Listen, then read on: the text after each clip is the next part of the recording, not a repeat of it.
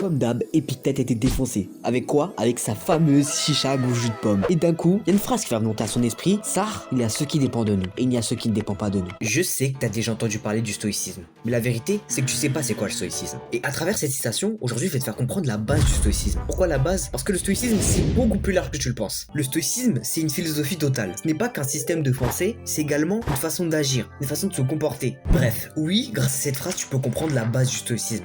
T'apprends que ça, la chicha au jus de pomme, ça déchire sa mère. Plus sérieusement, oui, si tu creuses sur cette phrase, que t'es défoncé, je pense que sincèrement, tu peux comprendre, je t'en déconne 50% du stoïcisme. Donc comme je pense pas que t'es défoncé, et que t'es vraiment un flemmard, je vais t'expliquer le sens derrière ces citations. D'abord, je vais commencer par te la simplifier. En gros, tout ça, ça veut dire que tout ce qui est impossible est impossible. Bon, là, je suis pas en train d'imiter Joule. À travers cette phrase, j'essaie juste de faire comprendre qu'on a tous des limites, un max de choses qu'on peut faire dans une vie. Par exemple, ma meuf m'a quitté, je vais pas l'insulter, car peu importe ce que je fais, c'est quand même une grosse... En fait, la première étape pour devenir stoïque, c'est de comprendre que la seule chose qu'on contrôle à 100%, c'est nous-mêmes. Nous sommes la seule chose sur laquelle nous avons le plein pouvoir. Lorsque quelque chose ne dépend pas totalement de nous, nous n'avons pas le contrôle à 100% sur cette chose. Par exemple, une relation amoureuse, nous n'avons pas 100% du contrôle sur cette chose. On n'en a que 50% et encore. Et comprendre ça, ça peut te faire relativiser sur énormément de choses, notamment sur la tromperie. Parce que si tu réfléchis bien, la tromperie, peu importe ce que tu fais, tu ne peux pas la contrôler. Tu peux pas interdire totalement ton partenaire de te tromper. La seule chose sur laquelle tu as le plein pouvoir, c'est toi. Moi, personnellement, je trouve que j'adopte assez bien cette mentalité. C'est-à-dire que si quelqu'un me trompe, je serais pas triste ni déçu,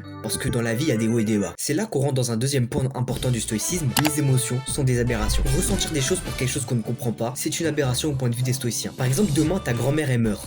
Bah y'a rien en vrai, au calme, t'as capté, juste elle est morte, t'as capté, tout le monde meurt dans tous les cas, tout le monde meurt. En fait, surtout le fait de pleurer, d'exprimer une émotion triste, voire des fois de culpabiliser, ça montre qu'on n'est pas à 100% stoïque. Alors comme je vous ai dit, le stoïcisme c'est une philosophie d'action, une philosophie de pensée. Et être stoïque c'est justement la philosophie d'action. Être stoïque c'est quoi? Être stoïque c'est le fait de ne trahir aucune passion, aucune émotion, aucun sentiment. Désolé c'est le repas du midi. Vous avez mangé quoi à midi vous? N'hésitez pas à marquer en commentaire après vous être abonné, les gars ça régale la team, Road to 5K. Être stoïque c'est le fait de n'éprouver ou de ne trahir aucune émotion, aucun sentiment. Et je vais revenir à l'exemple du deuil. La mort c'est quelque chose qu'on ne peut pas contrôler. On ne peut pas contrôler la mort. En fait, être triste quand quelqu'un meurt, quand quelqu'un de proche de nous meurt, ça prouve qu'on n'a toujours pas accepté la mort, qu'on n'a toujours pas accepté l'impossible. Je sais que ça paraît cruel comme mode de vie, que ça paraît même fade.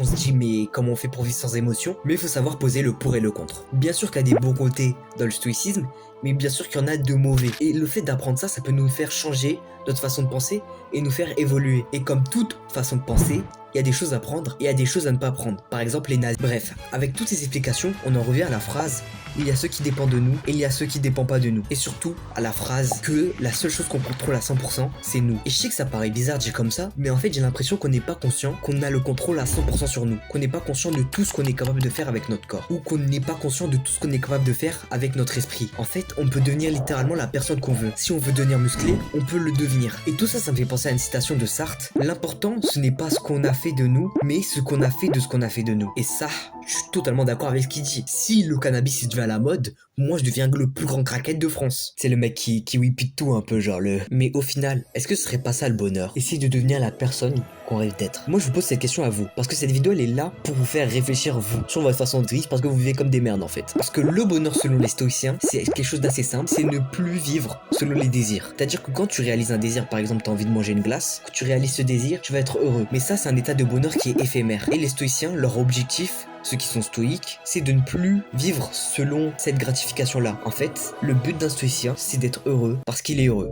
parce qu'il vit. Être tout simplement heureux, parce qu'on est heureux de vivre en fait. Parce qu'on a la joie de vivre. C'est ça l'objectif final d'être stoïque en fait.